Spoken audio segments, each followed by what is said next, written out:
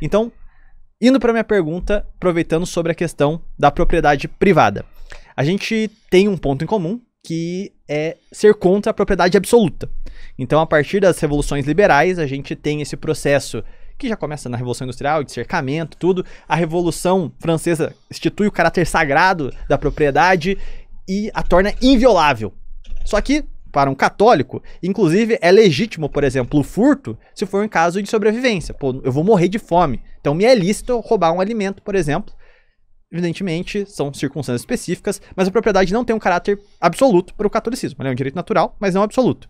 Se a propriedade pode corresponder a princípios morais, ao bem coletivo, a um fim social, por que ela é um problema em si? Por exemplo, com a propriedade, a gente consegue ter posse sobre o fruto do nosso trabalho. A gente consegue ter alguma liberdade, mesmo um certo nível de poupança, que permite que a gente desenvolva novas tecnologias e afins. Não estou aqui passando pano para uma usura desmedida, uma acumulação que, assim, clama a Deus. Mas, assim, um nível mínimo para os cidadãos comuns, para o pai de família, eu acho natural. Então, a propriedade privada por si, respeitando a sua finalidade social, eu não entendo por que ela é um problema. E aí eu imagino que a maior parte das pessoas que estão assistindo também não entendem porque ela é um problema nesses termos. Entendo o combate aos grandes concentradores, mas cumprindo sua função social, esse é o meu ponto. Por que ser contra a propriedade? Não, eu acho excelente essa pergunta porque ela traz o conceito socialista real sobre a propriedade. Não é a propriedade do carro, né? É a propriedade privada dos meios de produção. Até certo ponto você não está indo muito contra. O problema que a gente tem, isso está no debate mesmo entre Marx e Proudhon, entre Bakunin e Marx. Por exemplo, Proudhon falava do mutualismo. Então o que a gente faz? Cria pequenas propriedades, a gente se junta aqui, então cada um recebe mais ou menos um salário coletivo, cooperativo, ok, até dá para sobreviver. Só que o que acontecia? Bakunin e Marx falaram, beleza, em determinado momento eu não gostei do coletivo aqui, pego minha parte, desarticulo tudo e vou embora. Porque a ideia deles era chegar numa sociedade sem miséria, certo? Então assim, essa propriedade, essas pequenas propriedades e essa divisão de cooperativas, que até foram usadas por anarquistas aqui no Brasil. A greve geral de 1917 teve uma forte influência dos canteiros internacionais de Ribeirão Pires, que é um distrito lá do ABC Paulista, certo? Esses canteiros tinham uma cooperativa de trabalho. Essa cooperativa de trabalho, eles dividiam os lucros, demitiram o patrão, o sonho do Zé Cabaleiro, daquela música, né? Demitiram o patrão e eles eram uma grande cooperativa. E os lucros eram divididos. As pedras da região ali vieram construir a Catedral da Sé, a pedra era o topo da construção civil na época, tá? Então, assim, o que o Bakunin e o Marx olharam pro Proudhon e falou, cara, você vai fazer essas cooperativas, se os trabalhadores começarem a virar pequenos burgueses em todo lugar, o que muda? Porque a gente não quer que tenha mais exploração da mão de obra. Eu posso começar aqui na cooperativa, mas eu mudo de ideia. Eu falo que eu posso conseguir investir em outro lugar lá e vou pegar outro empregado em outro canto. Entende? A longo prazo, a superação do capitalismo, que é isso que a gente defende como socialistas, das várias correntes socialistas da esquerda, das várias esquerdas, essa superação vai ficar comprometida. Entende? Então isso dentro do mutualismo, e isso aconteceu num momento também histórico. Você vê que a moral ela é de cada época. Quando o Marx chega para o Proudhon e fala assim, ó Proudhon, eu quero que você seja meu correspondente. Só que estava tendo uma série de greves e paralisações que o Estado estava matando os trabalhadores. Então o Proudhon falou, eu não sei se eu vou fazer uma revolução, vamos fazer uma cooperativa, vamos tentar sobreviver aqui do nosso jeito. Entende? Ele também estava com medo dessas revoluções se voltarem contra eles. Só que o que a gente vê? Se o controle dos meios de produção, que é isso que é o foco, tá? No Marx, é isso que está no texto, viu, amigo do carro aí do Monark.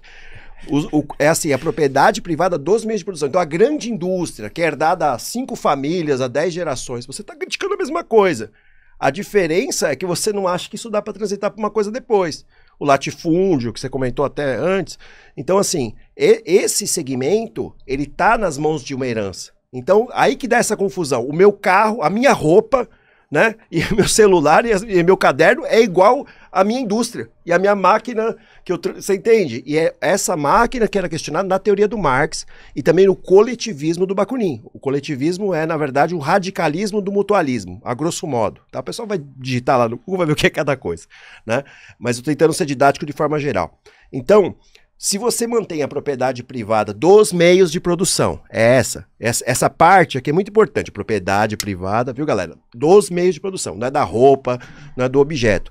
É nesse segmento em que as pessoas têm que ter acesso à produção da riqueza. Se isso for exatamente igual a gente tem no sistema jurídico, né, que o bem durável e não durável está praticamente com propriedade igual, a gente vai continuar caindo nessa mesma cadeia de produção. Vai parecer que aquela pessoa que tem uma casinha simples e o cara que é dono de 10 prédios, igual vocês falaram mais cedo, é a mesma coisa. E não é.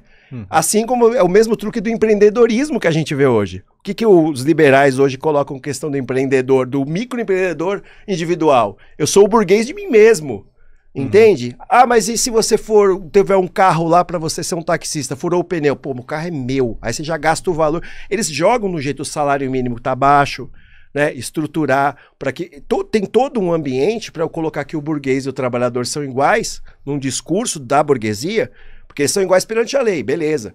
Aliás, o Bakunin e Marx elogiam isso, né? Por exemplo, a primeira classe social, Bakunin tem um texto que ele fala isso. A primeira classe social a virar e falar todos os homens são iguais e colocar isso na lei foi a burguesia, certo? Ninguém fez isso antes, né? Até por isso que isso é mais à esquerda. Só que isso também tem uma ferramenta de transformar todos em consumidores.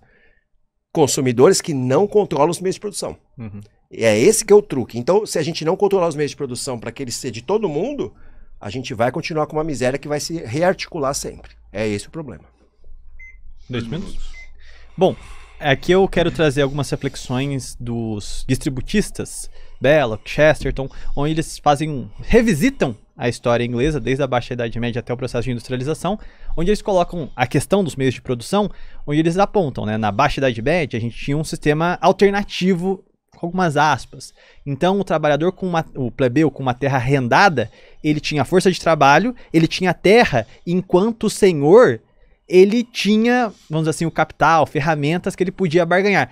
Essa estrutura garantia que a mais-valia desses plebeus não fosse, assim, brutalizada. Então garantia, por exemplo, a fixação de cotas específicas do que eles teriam que pagar taxas de ferramentas, imposto sobre a terra e afins. Logicamente não é o sistema ideal, a gente está falando do feudalismo. Mas já mostra uma saída que, se a gente consegue garantir a pequena propriedade e a força de trabalho na mão dos trabalhadores, das massas, a gente quebra a possibilidade de parasitar o trabalho do dono do capital. Então, para a gente produzir, a gente precisa desses 3 pontos, né? Que é a terra, o capital e a força de trabalho. Se o trabalhador tem a terra e a força de trabalho, o capital não consegue parasitá-lo. Isso aqui joga a luz para a gente pensar uma saída que não a expropriação completa da propriedade privada. Um compasso, uma harmonia, garantindo que a propriedade privada garante de positivo, inclusive para os trabalhadores. Aí entra uma questão. A gente pode ter leis antitrust para evitar essa hiperacumulação, esses domínios brutais dos caras que são donos de 1 trilhão de imóveis aí. E mais do que isso, o principal inimigo do trabalhador, do cidadão, do pai de família é o capital internacional, que é quem vem com essa estrutura absolutamente gigante para dominar a nação e destruir a força de trabalho do brasileiro. Aí vem a questão, qual é a única instância que a gente tem para se defender disso, se não o Estado justo? O Estado que vai impedir a força colossalmente gigante de fora e ao mesmo tempo os nossos trabalhadores e a pequena propriedade. Você já tá enfiando a pergunta, né? Desculpa, não foi intencional. Já é outra questão. Não foi intencional. Tá, não, ok. Sua pergunta, Gonzalez. Porque assim... 3 minutos. Vamos voltar lá. Bom, isso ainda acaba não respondendo às questões imediatas. Por quê? Vou entrar dentro do mérito ainda da propriedade privada que você está apontando do feudalismo, tá? O feudalismo, ele vai se desenvolver até determinado momento e a gente sabe que a multiplicidade da capacidade produtiva é que vai gerar o capitalismo. A burguesia em ascensão, ela consegue produzir em outra escala e isso vai se ampliar até onde a gente está aqui agora. Não dá para, como você mesmo bem colocou, num sistema feudal de preparar esse microfone, não dá para preparar nem minha caneta, né? Então, assim, nós temos uma capacidade produtiva que ela é mundial. Ela se ampliou com o capitalismo, né? O próprio Marx chama isso do desenvolvimento das forças produtivas, certo? Então, o feudalismo não dá para eu voltar para o feudalismo. Aliás, tem o Proudhon, é o Proudhon que vai começar a colocar que isso é um pensamento não científico, né? Ele vai falar que esse é utópico. O Marx vai cunhar esse termo. Isso é socialismo utópico. Inclusive, o termo que você está usando, a utopia, era uma ilha onde tinha um rei absolutista e tudo se resolvia. Isso é utopia de verdade. Aí eu sempre escuto que utopia é o povo participar, essas coisas de socialismo, os trabalhadores controlar, isso é utopia. Não, utopia na ilha, né? Na ilha do conto literário, é uma centralização de poder.